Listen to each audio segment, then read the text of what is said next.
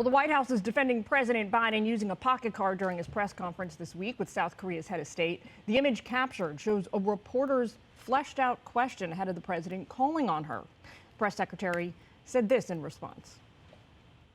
The LA Times said that their reporter did not submit any questions in advance of yesterday's press conference. So to people who saw that pocket card, can you explain how that ended up there and why the president needed something like that? It is entirely normal for a president to be briefed on reporters who will be asking questions at a press conference and issues that we expect they might ask about. Look, we do not have specific questions in advance. Dr. Mark Siegel yesterday said he's spoken to past presidents who say they didn't need these kinds of what he calls helper notes. Take a listen.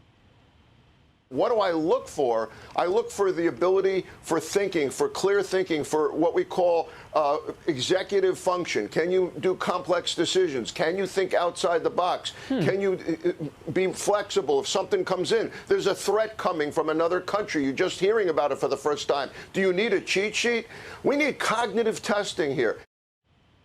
Let's bring in the power panel. Lauren Wright, political science lecturer at Princeton University, and Leslie Marshall, who is a Fox News contributor. Ladies, thanks so much for joining me today. Leslie, let's start with you. Let's talk about these so-called cheat sheets. It is, in fact, very normal for presidents to have these kinds of pocket cards that give them directions for events, where they're supposed to go, who they're going to talk to, the choreography of the events. It is not, however, as quote, normal, to use Jean-Pierre's own words, for him to have these sort of like fleshed out, very detailed questions that reporters are going to ask him. That's still not been accounted for in this exchange. Well, the reporter in this case in the New York Times and the LA Times and the LA Times here in Los Angeles, where I am, have said they provided no questions in advance. And, you know, reporters across the spectrum, whether they work for right or left-leaning periodicals, I've never in any presidency seen or heard, and you know yourself, reporters don't want to. It's sort of like you don't want to show the ace up your sleeve. You want to have it be that boom moment. No, of course not. However, I will say, even on my radio show, and I'm certainly not president of the United States, when I have high-profile people on, there are things that we talk about, we're going to discuss, not the exact questions that are going to be posed. Topics. And whether it's a name pronunciation, which was on that sheet, and whether it's a topic. But, you know, if they think, you know, she's probably or he's probably going to ask something like this, I really don't have a problem with that, one. And two, except for a doctor, and I know we just heard from a doctor, one of our own here, you know, none of us are in any position to question somebody's level of executive function. People with ADHD have executive function issues, you know, or to say it's a cognitive issue. And lastly, that cognitive test is a joke. I've taken it just to see. It's a picture of an elephant. I mean, I think almost everyone knows what an elephant is.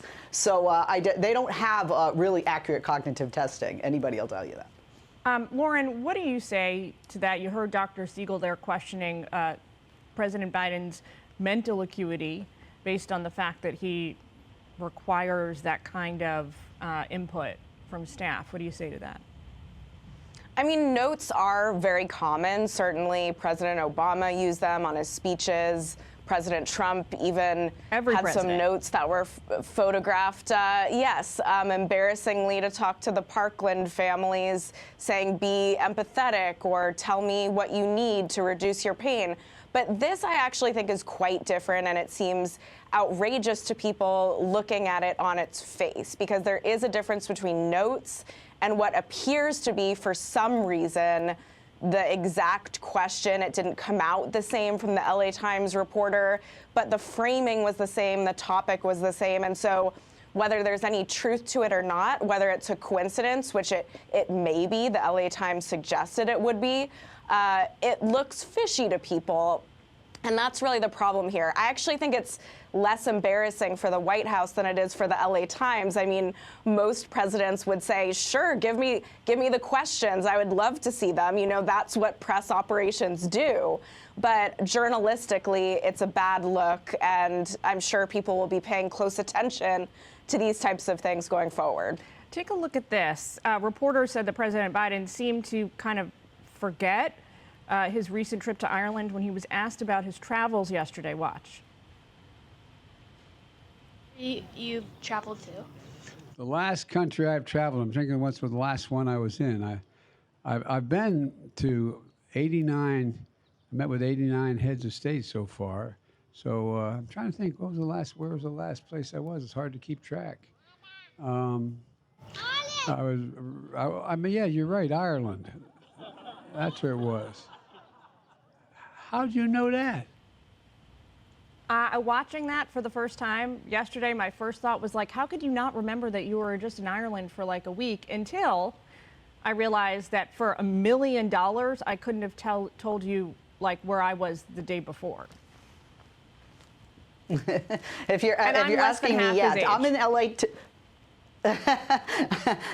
Okay, and I'm in between the two of you. But today I'm in Los Angeles. Tuesday I'm in Washington, D.C. Thursday I'm going to be in Miami. Sunday I'm going to be in L.A. again. Then I'm going to be in New York. Look, there's a movie called If It's Tuesday, It Must Be Belgium, and there's a reason for that. If you travel a lot, you can be confused as to, wait a minute, where was it, that I was? And I think that's jet lag. And look, I think there are people out there that just want to focus on, his age. I get it. That's going to be a consideration for voters even in my party, Democrats. But really, that is not the #1 issue on voters' minds, even those concerned about that in my party. And at the end of the day, if it comes down to a race between him and Donald Trump, even women that have pulled away in recent polls, the Fox News poll, they're going to look at some issues like banning books, abortion, reproductive rights, and they're going to vote for Joe Biden all over again. Well, the #1 issue this year for voters was the economy. Take a look at this, Lauren. The former White House Chief of Staff, Ron Klain, came to the vice president's defense this week, brushing off concerns about her popularity, which is sinking. Quote from Klain, "I do think that sexism and racism are part of the problem, no question about it. She's done a lot of very hard work and been very successful as vice president." Well, Axios reports there is a push underway at the White House to bolster and rehabilitate the vice president's image. And as Leslie mentioned, Fox News polls now show 54% of voters disapprove of Harris's job performance, and 57% have an unfavorable opinion of her. So what do you say to Ron Klain? Is that just a punt, or is there some legitimacy? I mean, her popularity is low, and it is problematic for the White House, whether you think it's fair or not. I tend to think criticism of her is fair. I think it's very problematic when we say a woman of color who's in such a serious position can't be questioned at all. And she's a serious politician. She's the first woman of color in the vice presidency. She made it. She served for many years in California in various capacities. So to say, for instance, we can't question her performance in an interview about immigration when she was a senator from a border state and should be able to very easily handle those questions, I think is very insulting to President Kamala Harris. I also think, and I have a lot of data on this from a project I'm working on with a student, part of the problem is she was actually very popular when she came into the administration, hugely. Above 50%, approaching 60%. She was a very effective messenger, as survey experiments that I conducted show. And then that dropped off once people started seeing her fulfill her role and her duties. And finally, many of these problems are ones that were there on the 2020 campaign trail. That's why she dropped out in 2019, even before the very first contest. And the leaks in her office, the turnover is unprecedented compared to other politicians.